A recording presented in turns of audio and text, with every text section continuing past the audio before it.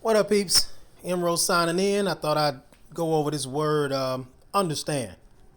Okay, this is the second time I'm recording this damn thing because somebody decided to video call me while I'm in the middle. I was winding up the last recording, so I had to start all the way back over.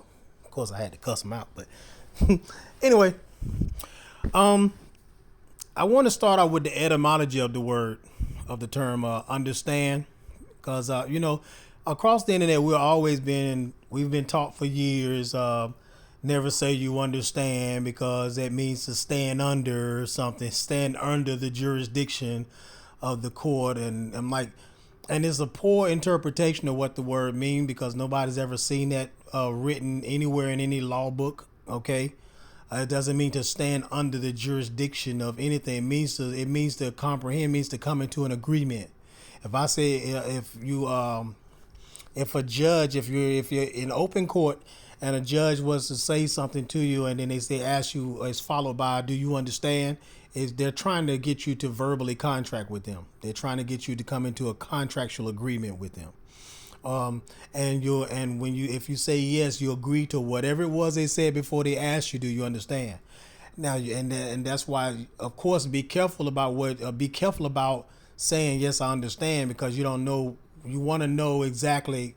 You want to be totally aware of what they mean when they say, when they said what they said prior to asking you that, because they use legal terms that means something totally different from what we mean in the natural world. The commercial world have their own set of definitions, legal definitions for these terms. So if you don't understand, meaning if you don't comprehend it, you don't want to say you understand it, because you could be entering into a contractual agreement unknowingly, a contract that is not in your favor, that's not going to work in your favor, you may think you agree to it, the terms of the contract, when it's really it's a vague, they're ambiguous terms that they may use when they use it. I mean, when they say these things, it's unclear as to what they're trying to get you to agree to, but you think you understand what they said, and it's not quite what you think they're saying. So it's always good to know what it is that you're entering into an agreement with before you say yes, I understand, or no, I do not understand. So if you don't understand for whatever reason, you best make sure you say you don't understand. Okay, so that's a good reason to say that. But just to go, I'm making this video so that we can have a clearer comprehension of this term, so that we'll know what it means when you're asked, do you understand? Okay. Etymology basically deals with the original meaning of a term when it's first being used. Okay, what it really means. It goes deeper into the definitions of these words. Before we get to the legal definition, we're going to go into the etymology. It comes from Old English, understand, say to comprehend, grasp an idea of, receive from a word or words, or from a sign, the idea it is intended to convey. To view in a certain way, probably literally stand in the midst of. Okay, don't say stand under. Well, right here it says, and right at the last part it says from under plus stand which means to stand. Standing means to stand.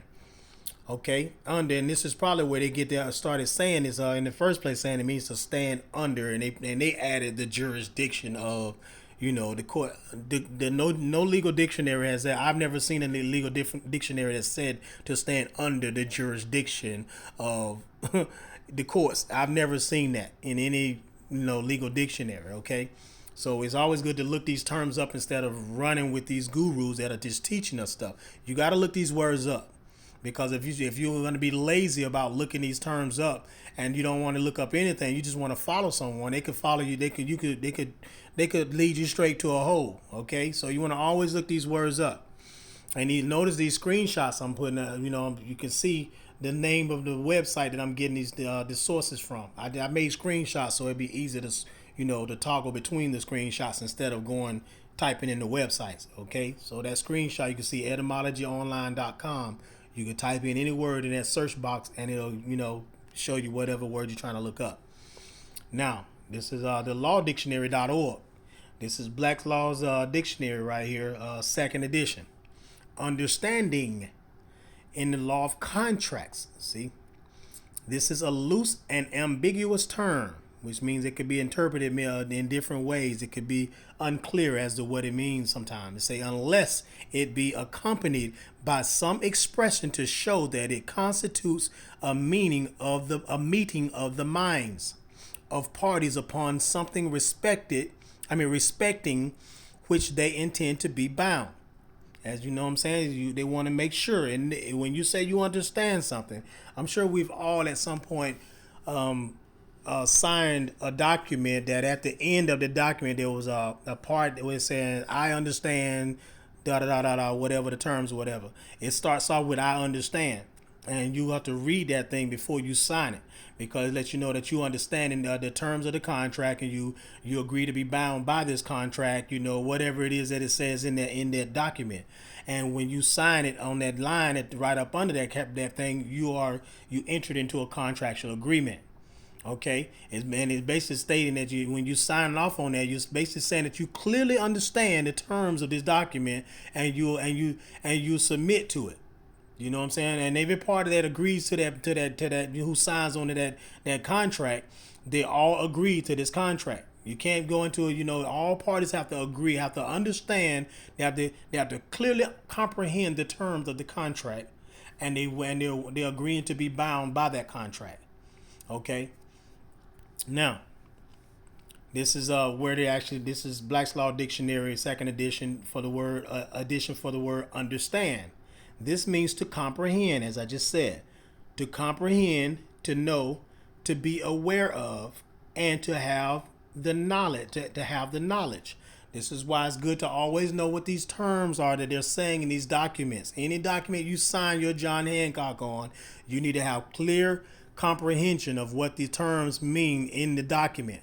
Because they're using terms, a lot of times they'll throw Latin words in their documents, and you don't know what the hell that Latin word mean. If you skip over it and then you sign, you just kind of act like don't pay no mind to it. They always throw a little Latin in there, and you're too lazy to look the word up, and you signed off on that thing. You just agreed to something, and you don't realize you just entered into a lopsided contract. You don't want to enter into an unconscionable contract. You want to make sure that you understand, you want to comprehend clearly, having the knowledge of these things, of what it is that they're saying in that contract before you sign on anything. Okay? And that's why at the end of that document it says, I understand, da da da da da. And you sign off on it. So that's what it means to understand. It means to clearly understand it. You know what I'm saying? In order to determine whether, say determine understanding. Hold on, let me stop. Let me go back to the top. The general term referring to an agreement. Say a general term referring to an agreement, either expressed or implied, written or oral. See, that's what they're doing in open court. They're trying to get you to come enter into an oral contract by saying, yes, I do understand. Okay, then you enter into an oral contract when you say, yes, I understand. Okay, and then they could write it into law. They'll put that in the order, and they say, okay, you agree to that because you stated that you agree to it. Okay, it can be implied. You can they claim it can be implied basically by you just not clearing up what it is that you just signed off on or went along with. Okay, if you can write something stating that you understand something. It's up to you. It's up to the parties that's involved in the contract. The term understanding is an ambiguous one in order to determine whether a party understanding would constitute a contract that is legally binding on the parties involved. Okay? The circumstances must be examined to discover whether a meeting of the minds and an intent to be bound occurred. Okay? Your intent, all parties in that contract, they're intended to be bound by what it is that they agreed to. That's why they could write it into law once it becomes law when you enter into a contract. You and that party who actually entered into that contract, you both agree to that. And there's a meeting of the minds, and you both intend to be bound by the terms of that contract. You both sign off on it, and now it can be enforced because you both signed off on it. Okay, that's what it means to understand. It means when both parties understand, they both agree to it, whatever it is that they agree to.